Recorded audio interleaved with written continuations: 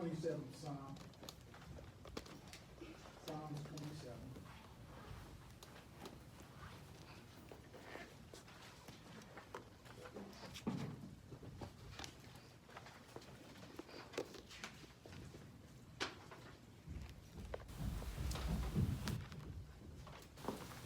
Say amen when you find it. Amen. Amen. It reads, "The Lord is my light and my salvation. Whom shall I fear? The Lord is the strength of my life. Of whom shall I be afraid? When the wicked, even my enemies and my foes, came upon me to eat up my flesh, they stumbled and failed. Though a host shall encamp against me, my heart shall not fear. Though war should arise against me, in this will I be confident. One thing I have desired of the Lord, that I will seek after, that I may dwell in the house of the Lord all the days of my life, to behold the beauty of the Lord, and to inquire in his temple. For in the time of trouble he shall hide me in his pavilion. In the secret of his tabernacle shall he hide me. He shall set me up on a rock. And now shall my head be lifted up among mine enemies round about me. Therefore will I offer in his tabernacle sacrifices of joy. I will sing, yea, I will sing praises unto the Lord. Hear, O Lord, when I cry unto my voice. Have mercy also upon me, and answer me. When thou saidst, seek ye my face, my heart said unto thee, thy face, Lord, will I seek. Hide not thy face far from me, nor put thy servant away in anger. Thou hast been my help. Leave me not, neither forsake me, O God, for my salvation. When my father and mother forsake me, then the Lord will take me up.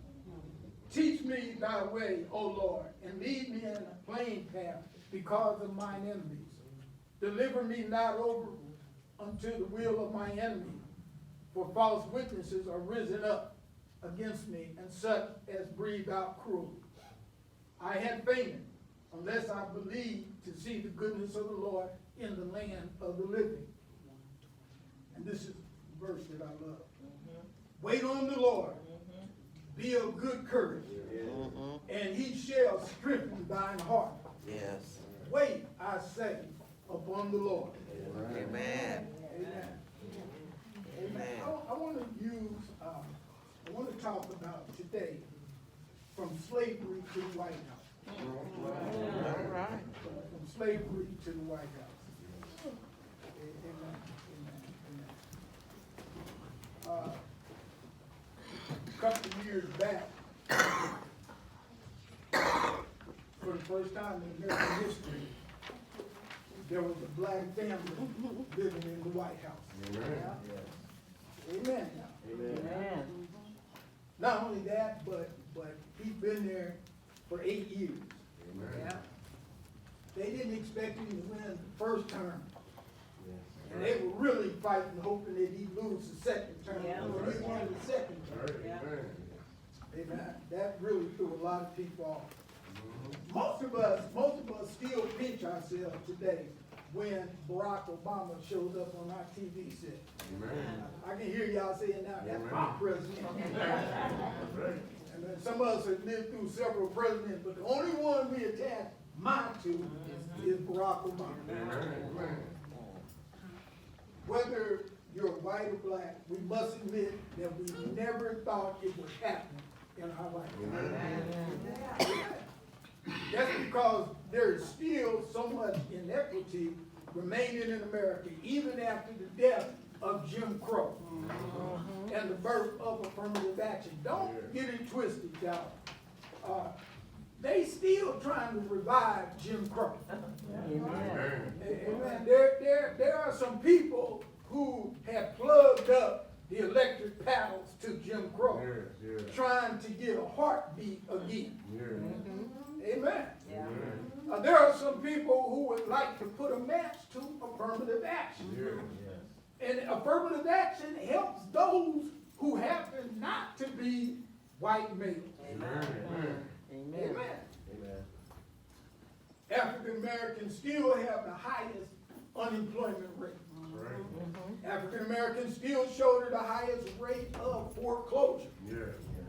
African Americans still have the lowest medium income. Our medium income is lower than any other group. Right.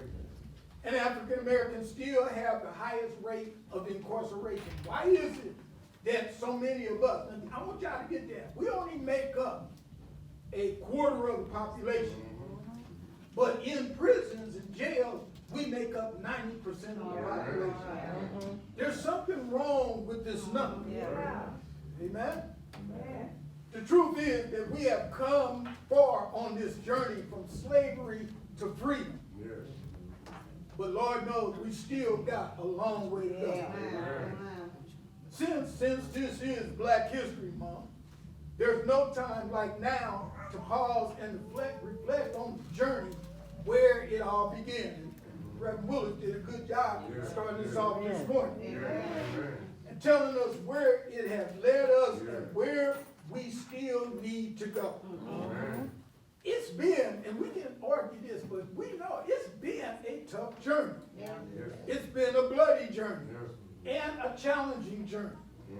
And if we are to learn anything from the experience of liberating knowledge, it's in the details.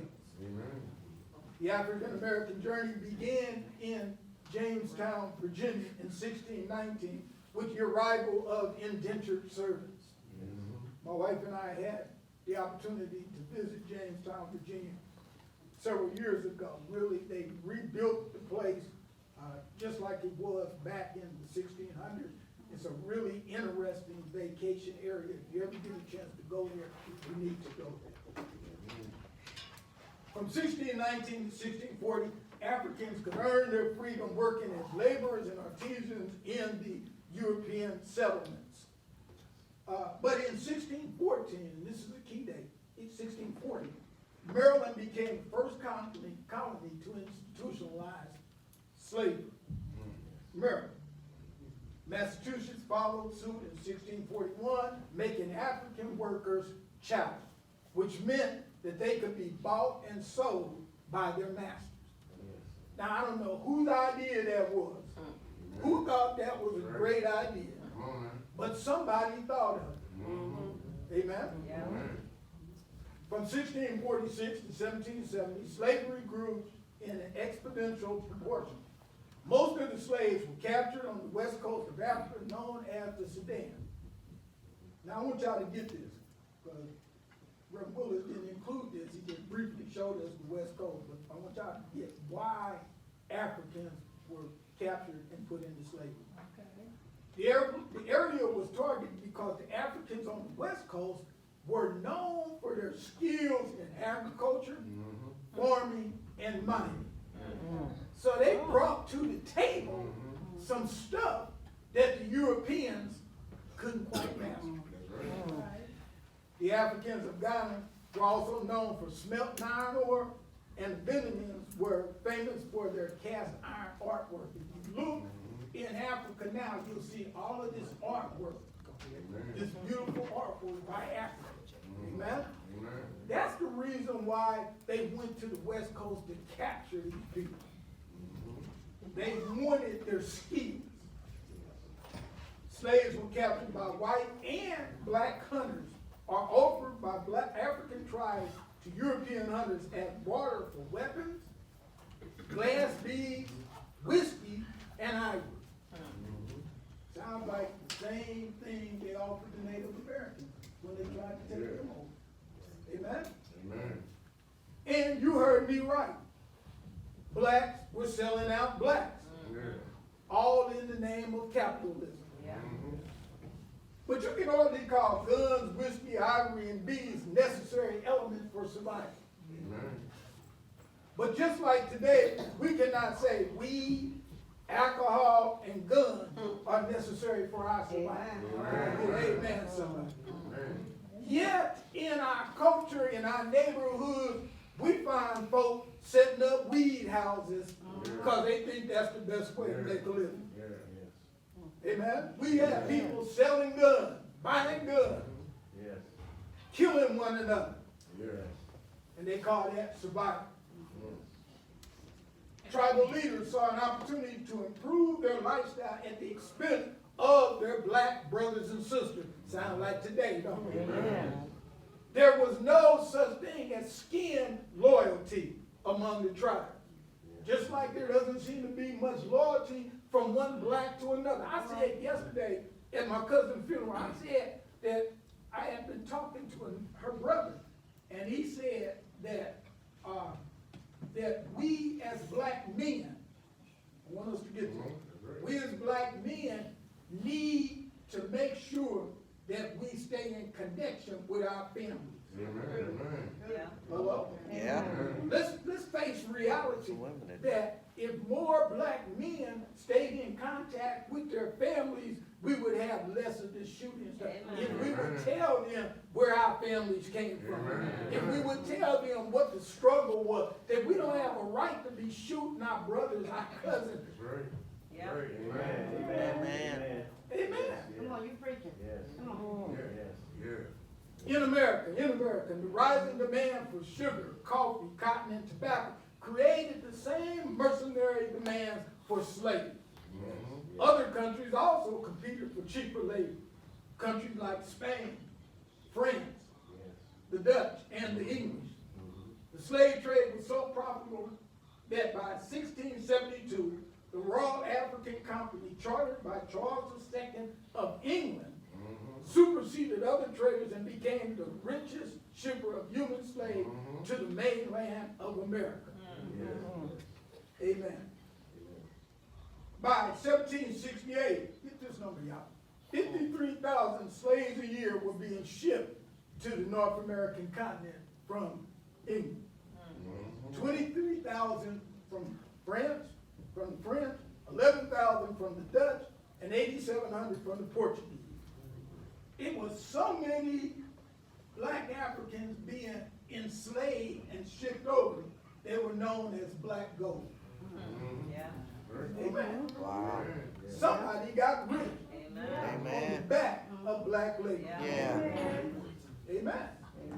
If you ever get a chance to go to Baltimore, I think it was Baltimore where I saw this at.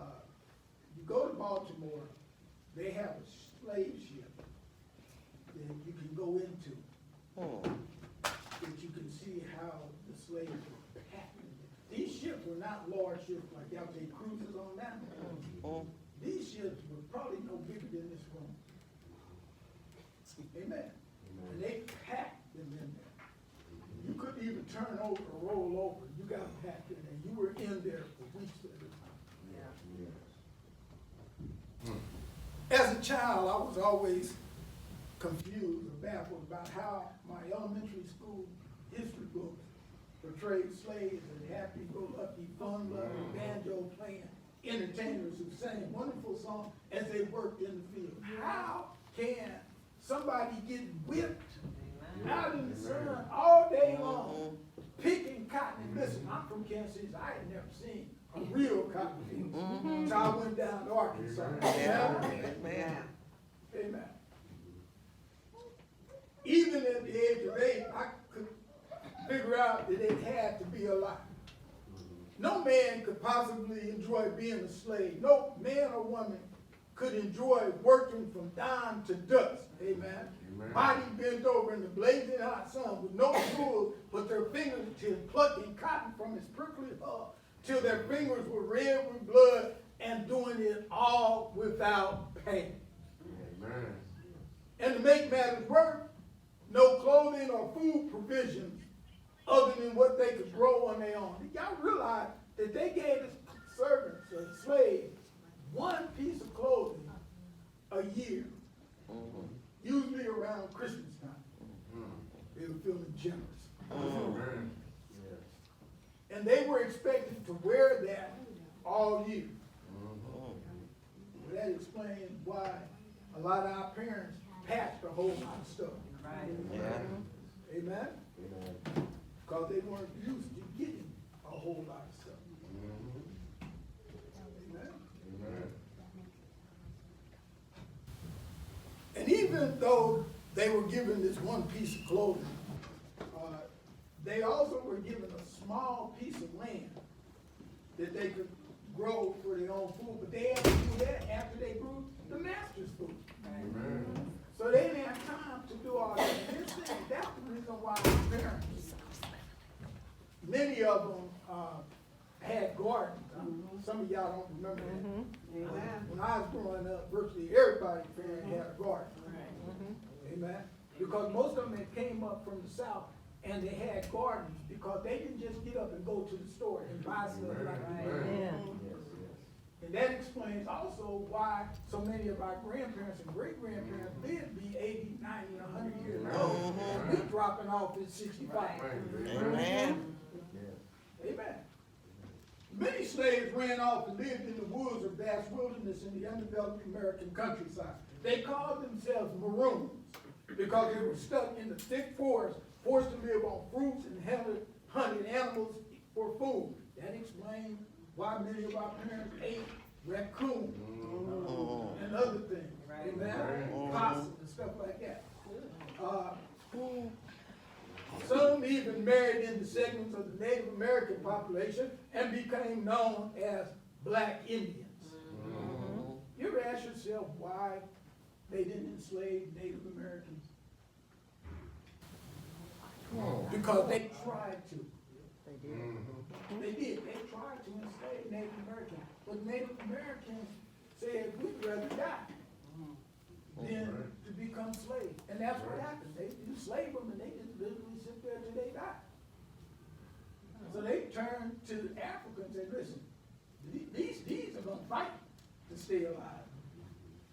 Amen? Amen. But if you look at Psalm 27, you look at what it says, that God is the strength of our lives. Yeah. And we need not to be afraid.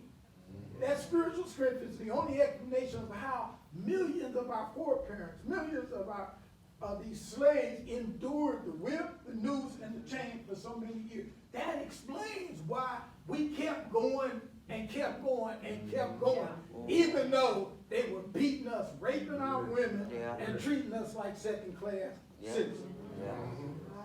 The Lord was their light and their salvation, and they knew it. Yeah.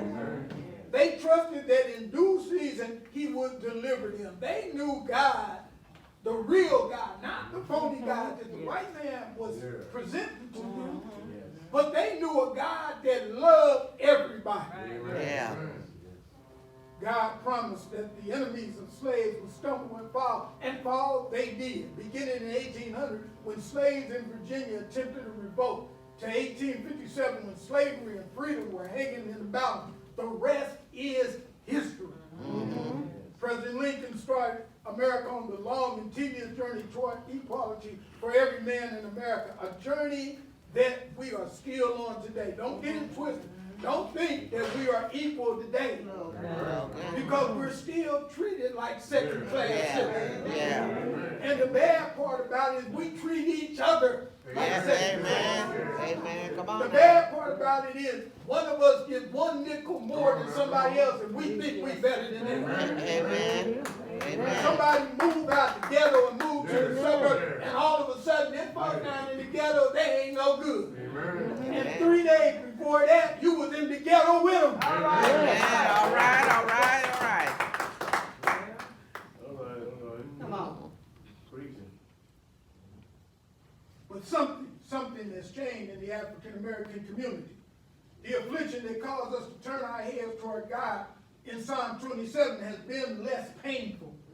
Like the Israelites who turned away from God during the time of plenty, our spiritual lights are growing dim. Our plight as African Americans has grown a bit more tolerable.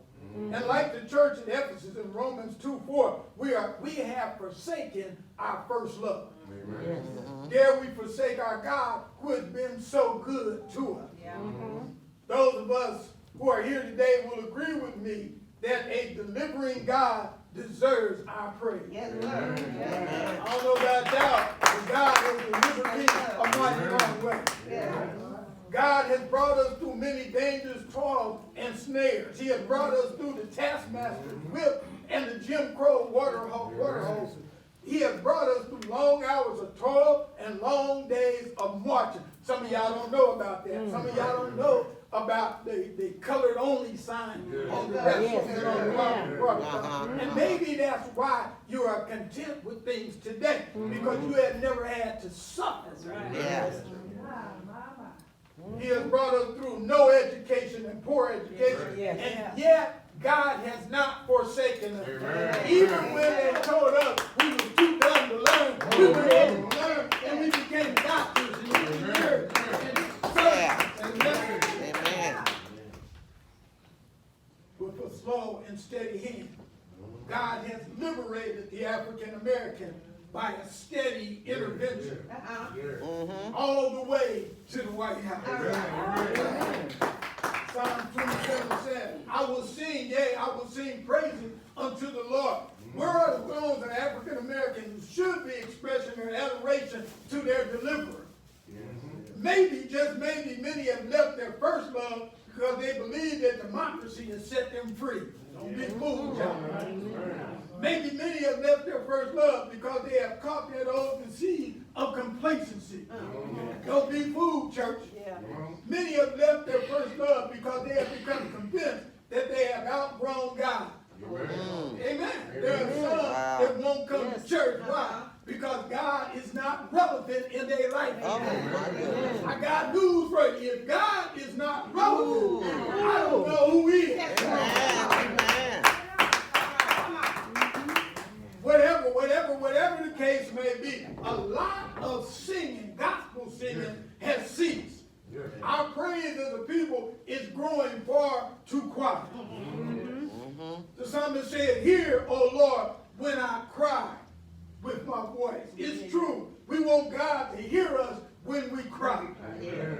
But what about the seasons in between when life is rolling along without so much as a struggle and things are looking up? Are we only willing to kindle a deep relationship with God when we're crying out for help? What are the praises he deserves for our past deliverance? When are we going to praise God for all the stuff he's already done? Amen. I don't know about y'all, but there's not a day that I wake up and I thank God for everything he's already done. I don't know if I'm going to see the rest of the day or the next day, so I got to thank God for what he's already done. Hide not thy face far from me, nor put thy servant away in anger. Thou hast been my help. Leave me not, neither forsake me, O God of my salvation. The psalmist is saying, Lord, I need you. I need you yesterday, and I need you today. Some people need you tomorrow. When the tide of hatred thickens again, and don't be fooled, it will come around again. Amen. Will we cry out then and beg God not to be angry with us? Where do we turn if not to God? Now that the Fox media and this puppet president slandered our first president, and newspaper cartoonists make a mockery of our culture and our leaders, will God hear the cries of people who have all but abandoned him? Will God hear this cry? On this Black History Sunday celebration, I'm preaching to the faithful remnant. You are charged to go home and start a fire among your family members. Memorize the stories of our deliverance, that ye may tell it to the generation following. Don't let them tell you, I don't want to hear that on there. Grab them by the collar, sit there behind down, and tell them the story. Amen. Remind them of all the victories we have achieved by the hand of God, and petition them to come and worship the Lord for his goodness. Tell them how God has brought you. How folks talked about you, said you was ugly, said you was ignorant, said you was stupid, said you weren't going to amount to much, and look at you now. Look what God has done. Let them know that it's going to be some folk talk about you. It's going to be some folk look like you, try put you down. Right. But guess what? It's not up to them. It's up to the Lord. Amen. All right, all right, all right. If I believe, amen, what folk told me about me, instead of listening to what God had to say, Yeah, yeah. I would be just like a whole lot of people I know. I Amen. wouldn't be about nothing at all. I'd be Amen. broke down on Yeah. drugs, Yeah. alcohol, acting a Yeah. fool. But guess what? God said you better than that. Yeah, God yeah, said I got something to do. Yeah. God said Yeah. put your feet on the ground. Yeah. I'm gonna walk you down this road. Yeah. I'm gonna get you that education. Yeah. I'm gonna let you know that you belong to me. Amen, amen. All right. And guess what? That's what I'm trying to tell my kids. That's what I'm trying to tell my nieces and nephews. Come on. Amen. Man. You on fire today. Come Wait on. on the Lord. Yes, sir. Be of good courage. Yes. And the psalmist said, He shall strengthen thy heart. Amen. He said, wait on the Lord. Yes. Our problem is we get in a hurry. Yes. Yeah. We want to get ahead of God. Yeah. Yeah. Yes. We want to do things on our own. Yeah. We got to wait on God. Yes. Sometimes we look up and we want to do something. And God says, not yet. That's right. Sometimes we want to go someplace and God says, that's not the place. for Yeah. you." Amen. So we just got to be satisfied and wait on the Lord. Yes. Amen. We waited on the Lord. And God did strengthen our heart. Yes. Amen. And now God's waiting on us. Yes.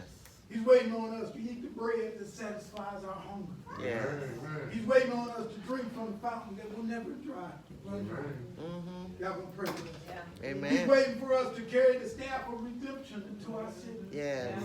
He's waiting for us to walk in the light that illuminates all darkness. Yes. He's waiting for us to acknowledge that His love is eternal. Yes. His grace is sufficient. Yes. And His mercy endureth forever. Amen. Can we get amen? Somebody? Amen. We are the banner bearers of our Yes, generation. sir. Yes, sir. We stand in awe at the gander of God. Yes. We offer in His tabernacle sacrifices of joy. So my question to us today is, has your praise begun to wane? Mm. Let me tell you this. God can regenerate your soul. Amen. God can resolve your doubts. Amen. God can reinforce your testimony. Yes. Yes. Uh-huh. Reshape your thinking. Yes. Reestablish your priorities. Yeah. Reaffirm your commitment. Rearrange your values and restore your spirit. All right. Amen. Let your history be that no man can steal your praise. Amen. For God is worthy always and forever. Amen.